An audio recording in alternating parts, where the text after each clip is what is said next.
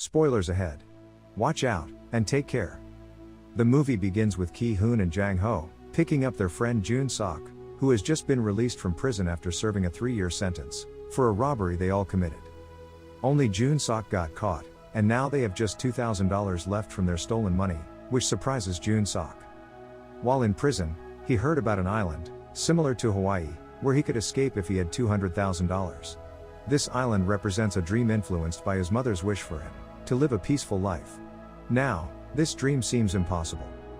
He visits his mother's shop, and finds it in bad shape, due to ongoing riots and protests. He also finds a photo of his mother, reminding him of his lost dream. The friends then go to an illegal gambling house, full of different games. Jun-sok sees a lot of money, and meets a boy named Hai Sang-soo.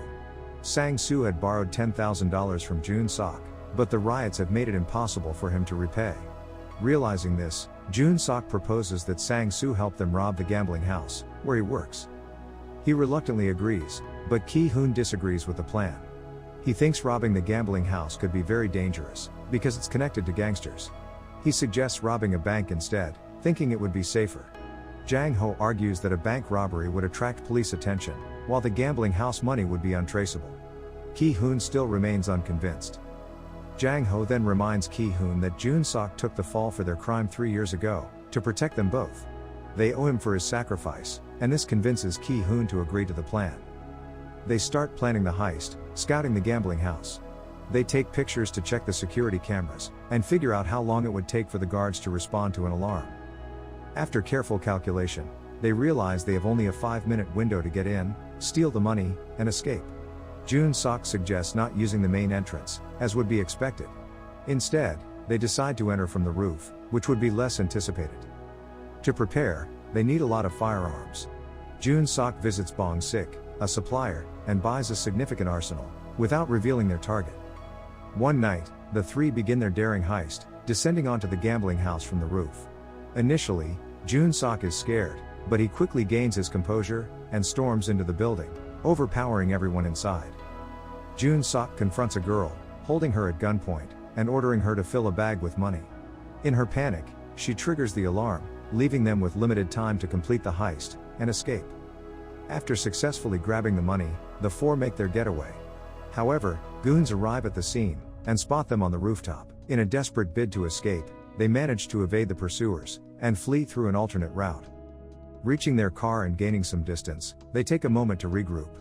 Everyone is curious whether Jae-hong secured the hard drive, containing video footage from all the gambling house cameras. He reveals the hard drive, and the group erupts in celebration, thrilled by their success. Next, a dangerous individual, Han, receives a call from the gambling house owner. The owner informs Han that the stolen hard drive contains incriminating videos of meetings involving influential people. If these videos are exposed, it would cause significant problems. The stolen money, on the other hand, is of little concern, as they hadn't reached the main vault, they only took funds from outside. Recognizing the severity of the situation, Han is tasked with finding the four individuals to prevent the contents of the hard drive from being leaked.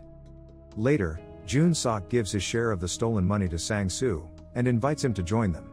Sang-soo declines, explaining that if he misses work on the day of the heist, he would immediately become a suspect, as he had previously taken a day off for another criminal activity. The three friends then head to Je-hoon's house. Je-hoon, who has a family, plans to stay there for a day, before they leave for the island by boat. Young-ho and Jun-sok, both orphans, agree to the plan. Meanwhile, Han, the hired killer, confronts Bong-sik, the man who supplied the guns to the group. Han questions him about their whereabouts, but Bong-sik stays silent. Frustrated, Han eliminates all of Bong-sik's associates, and threatens him with a gun, prompting him to flee in fear. He tries to contact Jun-sok, but during their conversation, Jun-sok inadvertently reveals his location. This leads to Han tracking him down, and killing him.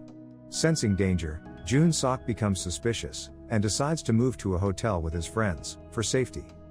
Later, Sang-soo goes back to work, where all the waiters are. Things get really dangerous, so he decides he can't stay there anymore.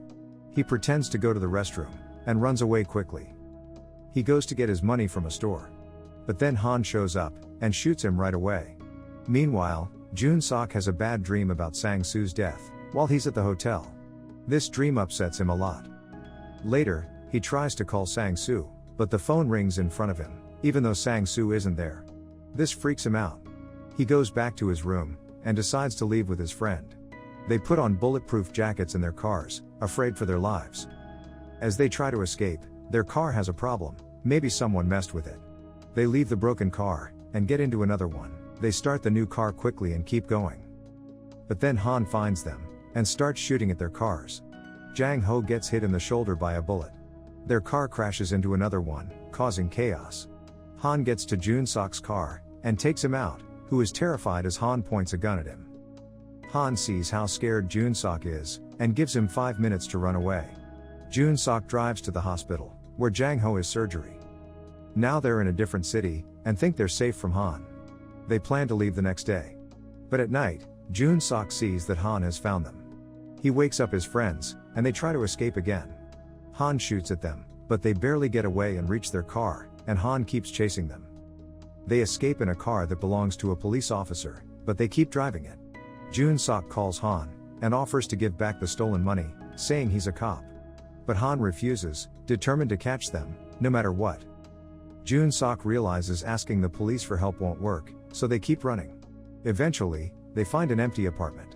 He contacts his friend, who's arranging their trip to the island. But they can't leave until the next morning, so they have to spend the night in the apartment.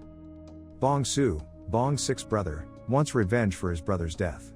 He and his friends go after Han, to kill him for what he did. Je-hoon has a scary dream about his family's safety. He calls his mom, who tells him they're in danger, and scared. Worried, he rushes to his house. When Jun-sok meets Je-hoon outside his apartment, Je-hoon says he can't go with them anymore, because he has to help his family. So he leaves to be with them. At night, Han finds them again. Jun-sok sees him, and knows they're in trouble. Jun-sok and Jae-hong split up, and run in different directions to escape. They try to shoot Han, but they're not good shots. Han shoots Jun-sok, but his bulletproof jacket saves him. Jae-hong gets shot badly trying to protect Jun-sok. Jun-sok takes him inside a building, but he dies from his wounds. Angry and sad, Jun-sok fights Han, but Han shoots him too. Just as Han is about to kill him, Bong-soo and his friends arrive and shoot Han, who falls into the sea. In the morning, Jun-sok goes to Taiwan. He finds out Han survived, and Je-hoon died.